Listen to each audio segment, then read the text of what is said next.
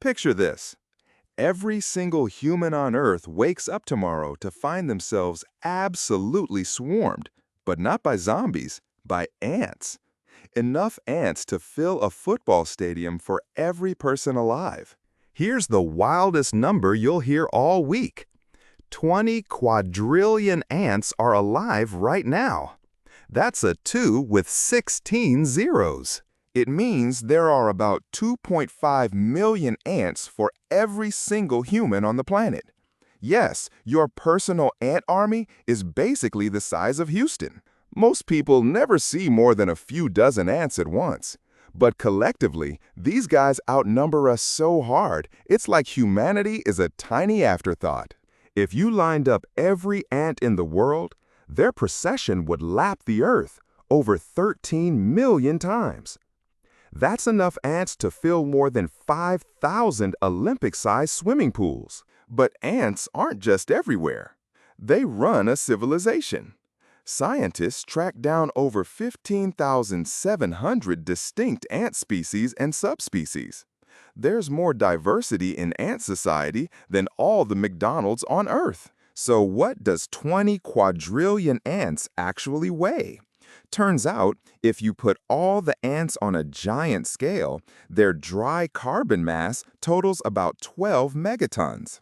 That rivals the combined weight of all wild birds and mammals on Earth. Let's put it this way. The world's ants weigh about as much as 2 million adult elephants. Imagine that next time you spot a picnic invader. Here's where the ant empire gets even weirder. Their combined weight is about a fifth of all humanity.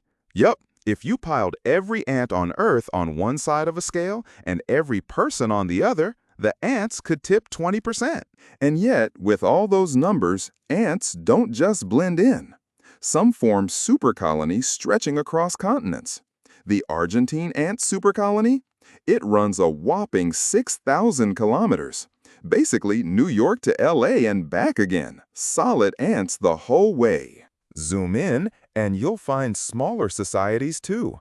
A single leafcutter colony can have up to 500,000 individuals. Underground, that's the ant version of Atlanta, all living in tunnels and farm plots. And they're not just living, they're working. A big leafcutter colony can move over 1 gram of leaf per minute. Sounds tiny, except it means a single ant city can mow your entire backyard before you finish breakfast. But how long have ants been running this show? Get this, leafcutter ants have practiced agriculture for 60 million years. Humans only started farming 10,000 years ago. Put another way, ants have been farming 60,000 times longer than us. If human farming was a single day, ant agriculture would stretch out to more than 160 years. And you thought you were productive? Ants collectively move over 100 billion kilograms of soil per year. That's more dirt than all the world's dump trucks, powered by tiny jaws. Let's talk strength. Some ants can lift objects 1,000 times their own weight. If you could do that, you'd be bench pressing a loaded school bus for fun. Army ant swarms get especially wild. Up to 100,000 ants, moving as one, can clear an entire backyard of insects in hours. Imagine a packed football stadium, but every seat's filled with ants, marching, hunting, devouring.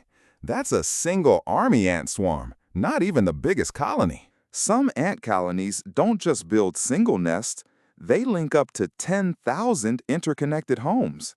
That's like a city of 10,000 apartment buildings, but all filled with ants. Of course, sometimes the ant empire's power hits us right in the wallet. Invasive ants cause upwards of $50 billion in damages worldwide, and that's just the stuff we count on spreadsheets. That means ants cost humanity the equivalent of a brand new sports stadium every single year. The bill is only rising. But here's the twist. With all their numbers, variety, and power, ants haven't conquered us. We're still here. Why? If 20 quadrillion ants ever truly worked together, coordinated, picked one target, would anything stop them? So here's my question for you. If the world's ants could suddenly organize, what's the first thing you think they'd do? And would humanity even stand a chance? Drop your wildest ant apocalypse theory in the comments below.